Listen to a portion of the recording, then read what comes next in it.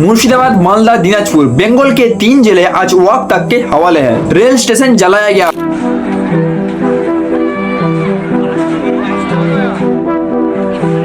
Public buses तोड़ा जा रहा है। What started as demonstrations soon turned into chaos. Mobs went on a rampage. हिंदुओं की दुकान लूटा जा रहा है। यहाँ के सारे घर जलाई दी गई है, सारी दुकानें जलाई दिया गया है। ये देखिए, नजारा देख लीजिए, ये नजारा देख लीजिए, दुकान का लूट कर लिया है। इसका इरादा ही ऐसा ही है, हिंदू लोग है, इसको मारो पीटो लूटो जो भी करो। और तो और सड़कों पर वॉक के नाम पे जिहाद चल रहा है।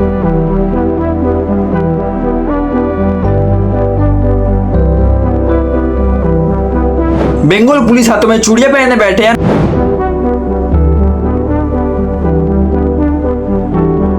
ममता बनर्जी वोट बैंक की कैलकुलेटर लेकर चुपचाप ऐश कर रहे हैं। और सबसे बड़ी बात, ये सब कर रहा है मुस्लिम समुदाय के वो लोग जो वक्फ बिल के खिलाफ प्रोटेस्ट करने सड़कों पर आए हैं। ये विरोध सिर्फ कानून के खिलाफ नहीं, मजहब के नाम पर मानसिक जिहाद का रूप ले चुका है। तो सवाल है, ये सब हो क्यों रहा है? क्या किसी हिंदू ने मस्जिद को छुआ?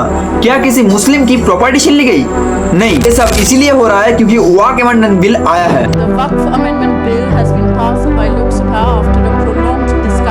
तो सबसे पहले समझना होगा वक्फ है क्या। इस्लामिक लॉ के मुताबिक अगर कोई अपना प्रॉपर्टी अल्लाह के नाम पे छोड़ता है तो वो वक्फ हो जाता है। फिर उसका मालिक कोई इंसान नहीं होता, उसका यूज सिर्फ धार्मिक और सामुदायिक कामों के लिए होता है। इंडियन वक्फ बोर्ड एक सरकारी इंस्टीट्यूशन है जिसमें लाखों एकड़ की जमीन है। 2025 का वक्फ अमेंडमेंट बिल आया जिसको लेकर मुस्लिम समुदाय के लोग नाराज हैं और कुछ लोगों का कहना है उनकी जमीन जबरदस्ती वक्फ के नाम पर लिया जा रहा है। उसी नाराजगी के चलते आज मुस्लिम समुदाय के लोग सड़क पर उतर आए हैं। लेकिन प्रोटेस्ट के नाम पे जो हो रहा है वो दरअसल उनका घटिया सोच को दिखाता है।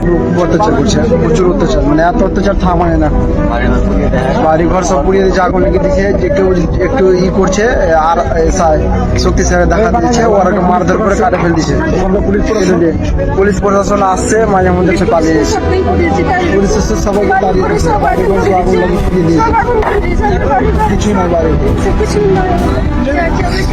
हिंदुओं की दुकान तोड़फोड़ करके लूटा जा रहा है। मासूम लोगों की ऑटो बाइक्स को जला दिया गया। हिंदुओं को डेथ थ्रेट मिल रहा है। पुलिस के ऊपर पत्थरबाजी हो रहा है। मुझे हंसी आता है वेस्ट बंगाल पुलिस की हरकतें देखकर। मेरा एक सवाल है वेस्ट बंगाल पुलिस को, जब 26,000 टीचर प्रोटेस्ट कर रहे थे अपने हक के लिए तब उन्हें मार के भगाया गया, लेकिन आज इस सिचुएशन में सेंट्रल फोर्स की जरूरत क्यों है? आज क्यों वेस्ट बंगाल पुलिस हाथ में चूड़ियां पहन चुके हैं? और बंगाल का सीएम ममता बनर्जी, जिन्हें लोग दीदी बुलाते हैं पर उनकी राजनीति एक समुदाय तक सीमित है। रामनवमी के टाइम जो रैली निकलता है वो उनका विरोध जरूर करते हैं, लेकिन आज उनकी मुंह से एक बात नहीं निकल रही है। जब हिंदुओं पे आज इतना अटैक हो रहा है तब उन्हें कुछ नहीं पता ये कभी हो सकता है या फिर जानबूझ के होने दिया जा रहा है। अगर सच में नहीं पता तो काहे का सीएम हो तुम? अभी तक आंदोलनकारियों को टैकल क्यों नहीं किया गया?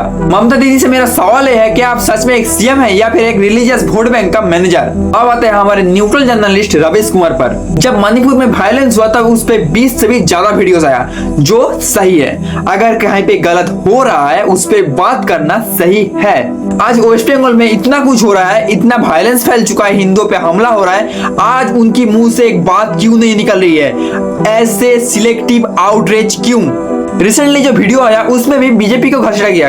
बंगाल बीजेपी का राजनीतिक प्रोजेक्ट है, बहुत बड़ा प्रोजेक्ट है, गोदी मीडिया और आईटी सेल का भी। इसलिए वहां की हर घटना के कवरेज का स्केल कुछ और हो जाता है। ऐसा माहौल बना दिया जाएगा कि आप चारों तरफ बंगाल बंगाल ही सुनेंगे। इसलिए थोड़ा सतर्क रहिए, सावधानी बरतिए और 1-2 दिन रुक जाने में कोई खराबी नहीं। क्यों भाई, सच बोलने का हिम्मत नहीं है या फिर ममता दीदी को सवाल करना अलाउड नहीं है?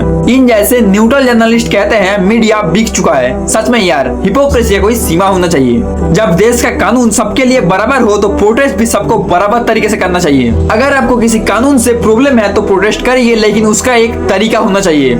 हिंदुओं को मारना, उनका घर जलाना, माँ बेटियों को बलात्कार करने का थ्रेट देना एक किस तरीके का प्रोटेस्ट है? अब आते हैं हिपोक्रेट बॉलीवुड सेलिब्रिटी पे। जब गाजा में वायलेंस होता तब यहाँ से ऑल आइज ऑन रफा बोल के स्टोरी पोस्ट हो रहा था, लेकिन उसके बाद जम्मू कश्मीर की रियासी में तिरचत्री वाली बास पे हमला हुआ, लेकिन उस पे एक भी स्टोरी नहीं आई।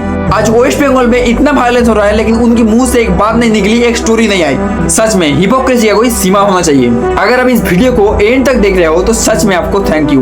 मैं इस वीडियो में आपको सब्सक्राइब करना नहीं कहूंगा, मैं सिर्फ यही कहूंगा इस वीडियो को जितना हो सके उतना शेयर करो। इस टाइम बंगाल का हाल बदतर से बदतर हो चुका है, सो प्लीज अवेयरनेस फैलाओ। जय हिंद, जय भारत।